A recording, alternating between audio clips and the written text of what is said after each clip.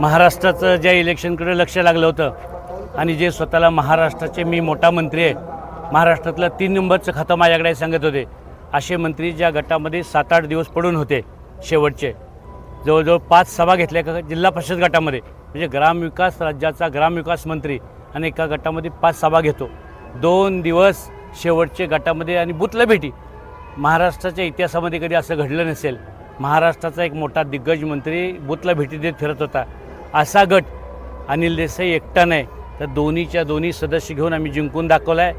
मी पहिले सांगितलं होतं, कुकुडवाड गट माझा आहे आणि मी कुकुडवाड गटाचा आहे. कोणी किती जरी काही ताकद लावली, कोणी किती जरी कुठलाही गैरवापर केला, सत्तेचा गैरवापर केला, 2-2 पोलीस गाड्या आमच्या मागे फिरत होत्या, आमच्या कार्यकर्त्यांच्या मागे रात्र फिरत होत्या, भांडणं मारामाऱ्या, बाहेरच्या गटातनं कितीतरी माणसं आणली, कितीही ताकद लावली, पण शेवटी जनशक्तीच्या पुढं कोणाचं काही चालत नसतं. गाव करेल त्यापुढं राव काय करू शकत नाही. त्यामुळे रावाला ही पहिला दणका आहे. ही खऱ्या अर्थानं नवीन विजयाची सुरुवात आहे आणि कुकुडवाड गट हा आमचा आहे हे आम्ही एकदा सिद्ध करून दाखवलं. खूपच अशी चुरशीची लढत झाली. पहिल्यापासून पाठीमागे पुढे असं मताधिक्य होत होतं, मागे पुढे जे मताधिक्य होत होतं, परंतु शेवटपर्यंत उत्कंठ वाढवणाऱ्या या लढतीत अनिल देसाई विजय झाले. बघूया अनिल देसाईंचं या विजयामागचं गुपित काय आहे. आणि भावनेच्या भरामध्ये मला ज्या एकदम उत्साहामध्ये सांगता आलं नाही, पण खऱ्या अर्थानं आजचा जो विजय आहे आमचा सगळा, हा आम्ही स्वर्गीय आमचे महाराष्ट्राचे माजी उपमुख्यमंत्री अजितदादा यांच्या चरणी अर्पण करतो आहे.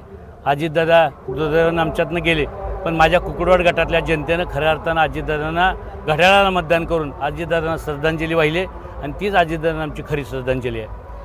अजितदादा यांच्या जाण्याने जे कार्यकर्त्यांना आघात झाला होता, त्यानंतर सावरून हा विजय तुम्ही मिळवला, तर या विजयात तुम्हाला तुमच्या कार्यकर्त्याचं योगदान कसं वाटतं. फार मोठं योगदान आहे. ही शेवटी ही लढाई मी मगाशी सांगितलं, जनशक्ती विरुद्ध धनशक्ती, जनशक्ती विरुद्ध प्रशासन सगळं होतं आणि ही जी इलेक्शन अनिल देसाई नाही जिंकलं, हे फक्त कुकुडवाड गटातल्या सामान्य कार्यकर्त्यांनी इलेक्शन जिंकलं आहे. आम्हाला जे जिंकवलं आहे तिघांना हे सामान्य लोकांनी जिंकवलं आहे आणि सामान्य जनतेचाच विजय आहे. या संपूर्ण लढतीत पाहता पहिल्यापासून विक्रम शिंगाडे यांचा विजय असा लोकांनी गृहीत धरला होता. तो विजय काय गृहीत धरला होता. खरोखरच वरकुटे मलवडी गणातली ही जनता आहे किंवा मतदार आहेत, हे मतदार विकासाच्या मागं होते आणि अनिल भाऊ देसाईच्या आणि अभयदादांच्या पाठीमागं होते.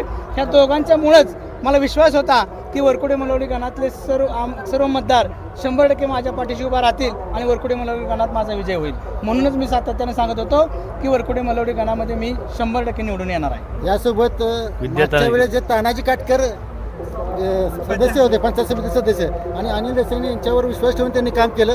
मला वाटतं संपूर्ण कारकिर्दीत मत हे पद न मिळालं ते एकमेव त्यावेळेसचे असतील. आता विद्यातानाजी काटकर त्यांच्या सुविधेपत्नी या ठिकाणी विजय झालेत, काय म्हणताय.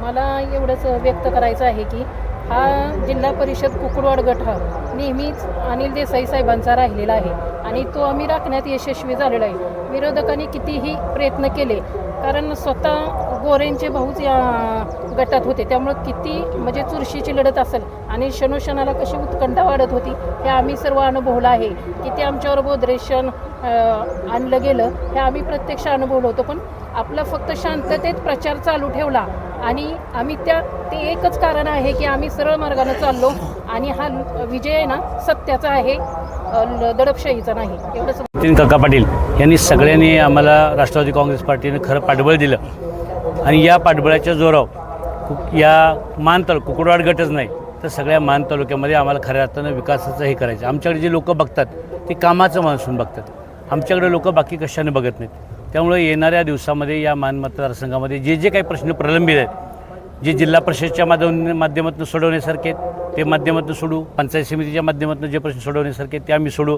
मला पंचायत समिती सदस्य किती निवडून आमचे आलेत, 5 सदस्य निवडून आलेत. त्यामुळे तुम्हाला सगळ्यांना माहिती आहे अनिल देसाईनं 3 टर्म विक्रम केला आहे.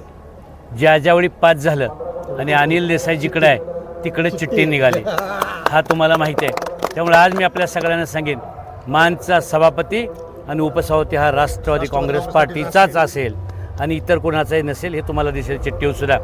आणि अजून एक्झिट पोल असं सांगतात की भाजपची जिल्हा परिषद स्थापन सत्ता. एक्झिट पोलच्यावर मला माहीत नाही. एक्झिट पोल इथं झिरो सांगत होतं मानतो. ते एक्झिट पोलवर जाऊ नका तुम्ही. आता काय झालं माहिती आहे तुम्हाला, इथं मला वाटतं की 3 जेडपी 3 जिल्हा परिषदा आणि 5 पंचायती निवडून आलेत.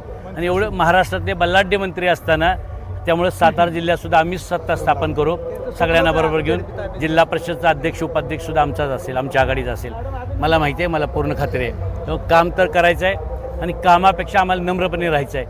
गोरगरिबांशी कधी मगरुरी, पैशाची, सत्तेची मस्ती आम्हाला कधी करायची नाही. ते न करता अत्यंत प्रामाणिकपणे सामान्य जनतेसाठी आयुष्यभर आम्ही काम करतो, एवढंच या निमित्तानं सांगितलं. या ठिकाणी आपल्यासोबत होते अनिल देसाई आणि विक्रम शिकाळे सोबत त्यांच्या